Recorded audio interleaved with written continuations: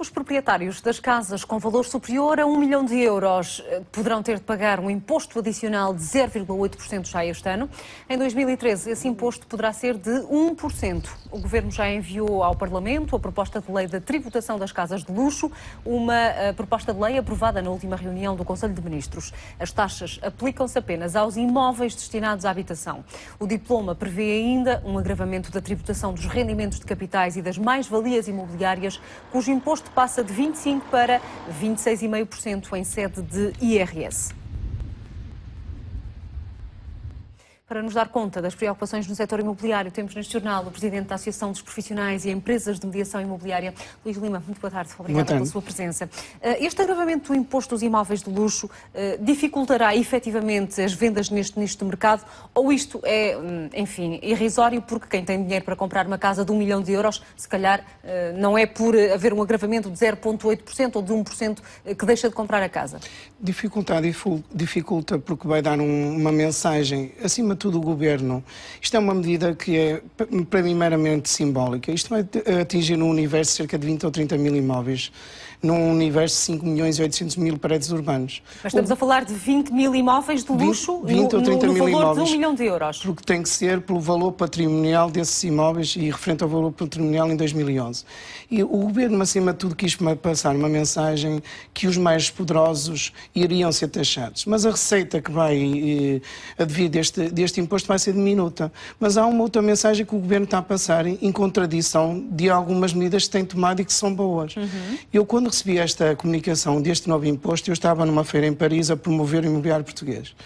E da mesma maneira que o Governo aprovou uma medida há dias que qualquer investidor estrangeiro que invista mais de 500 mil euros na compra de um imóvel em Portugal poderá ter visto residência, e este imposto, da mesma maneira que, como eu disse, estava em Paris, foi recebido como negativamente, passa um sinal para o investidor estrangeiro. Ou seja, está a dizer que potenciais compradores estrangeiros de imóveis em Portugal poderão retrair-se por causa do agravamento? Pode ter a certeza absoluta que isso que acontece. Ainda por cima, nós tivemos sinais e algumas mensagens que o Governo ponderou não imóveis acima de 1 milhão de euros, mas até ponderou um valor muito inferior de cerca de 300 mil euros, o que então seria uma tragédia nacional, porque isso iria atingir toda a classe média.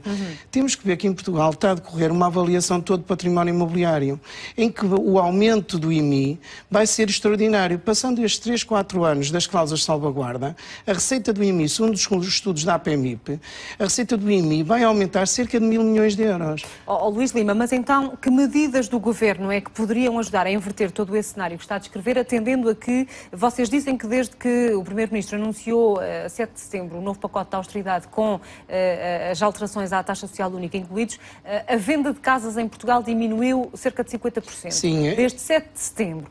Portanto, o que é que no imediato poderia, enfim, ser um balão de oxigénio para inverter tudo isto? Não é as vendas, é a procura. Esses dados foram dados por mim. A partir do momento da comunicação de ser Primeiro-Ministro, as pessoas, nós notámos isso logo no fim de semana seguinte, começava ao fim de semana, as pessoas estão disponíveis para visitar e nós notámos uma série de empresas de que nós representamos começaram-nos a alertar que as pessoas desistiam das visitas. Mas ainda aconteceu um caso muito mais complicado, que aí é a concretização do negócio. Na semana seguinte, muitas das empresas que eu represento avisaram-me que as pessoas iam para assinar contratos e desistiram. Que talvez não desistiram, mas adiaram-se a decisão. Quem os pode criticar? A compra de uma casa muitas vezes é a decisão da sua vida. E hoje em dia, quem é que... E ao mesmo momento que se compra uma casa, está-se a assumir uma responsabilidade, nomeadamente a maior parte das vezes, de um crédito que há 25 ou 30 anos. Quem é que hoje em dia tem condições para assumir essa responsabilidade e sentir-se confortável? E tivemos outro caso que aí é que é engraçado, que nunca tinha acontecido. Como sabe, hoje em dia arranjar um crédito bancário para a compra de uma casa é muito difícil. É quase missão impossível. E nós tivemos casos de pessoas que não foi o banco que recusou, foram as pessoas que recusaram o crédito que disseram precisamente que neste momento não se sentiam confortáveis para assumir essa responsabilidade. Isso é uma tragédia para nós. Não? É por isso que a vossa associação estima ou receia que este ano a venda de casas atinja o valor mais baixo dos últimos 20 anos? Desde o ano passado foi o pior ano desde 1992, desde que há estudos. E este ano se isto continuar assim, vai ser pior. Porquê? Porque o segundo e terceiro trimestre dentro de dias irei divulgar os dados do terceiro trimestre e então com isto que está a acontecer nestas duas últimas semanas, tenho quase a certeza absoluta que este ano vai ser um ano difícil e talvez, para mim, vai ser pior que o ano passado. Mas tente concretizar em números. Se no ano passado a queda foi de 20%, este ano poderá ser superior a esses 20%? Eu neste momento não consigo dizer porque eu não sei o tempo que vai durar, nomeadamente esta crise e esta situação que está, nomeadamente política. Se isto demorar e se nós não soubermos exatamente, se as pessoas não souberem exatamente o que é que vai ser o ano 2013, neste momento nós não sabemos, as pessoas não sabem qual vai ser o rendimento disponível.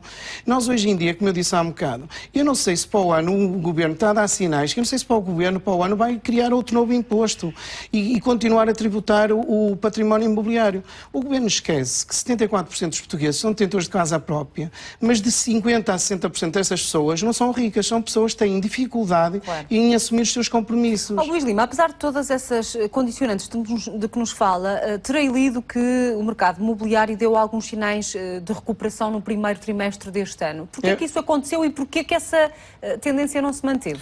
Isto tem a ver muito com a disponibilidade da banca de financiar ou não a compra de habitação. Mas no primeiro trimestre deste ano, a média foi inferior, foi melhor do que a média do ano passado. Até foi positivo. A partir do segundo, terceiro trimestre, aí as coisas começaram a se complicar, começaram a sair dados, nomeadamente, de incumprimento bancário, as medidas de austeridade começaram-se a acentuar. Temos que ver, a seguir logo ao primeiro trimestre, a primeira prestação de pagamento do IMI foi em abril.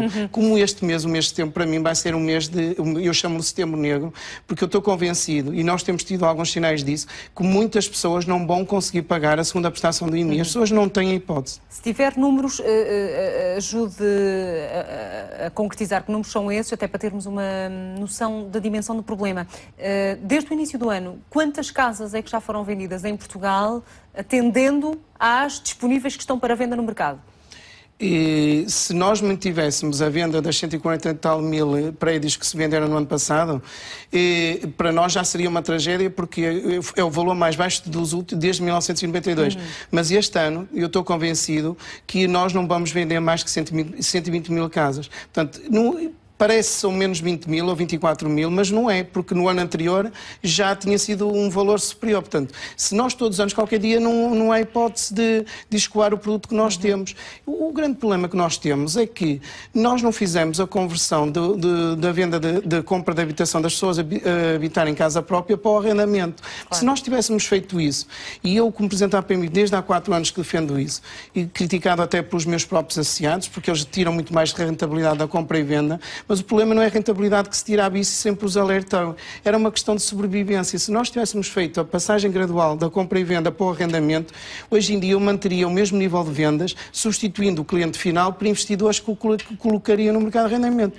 Nós, neste momento, temos uma lei que foi aprovada, que ainda não entrou em vigor, e, como eu disse ainda ontem à noite numa conferência, aquilo que está na lei não é aquilo que é necessário para dinamizar o mercado de arrendamento. E eu espero que me engane, mas eu estou convencido, e acho que pouca gente conhece tão bem o mercado como eu, como é que eu vou conseguir um investidor para investir no mercado de arrendamento com a carga fiscal que neste momento tem as rendas, e por isso eu não estou a ver como é que vou concorrer, nomeadamente, com outros produtos, por exemplo, do setor financeiro, e conseguir desviar algumas poupanças, desviar no bom sentido, para investir em arrendamento.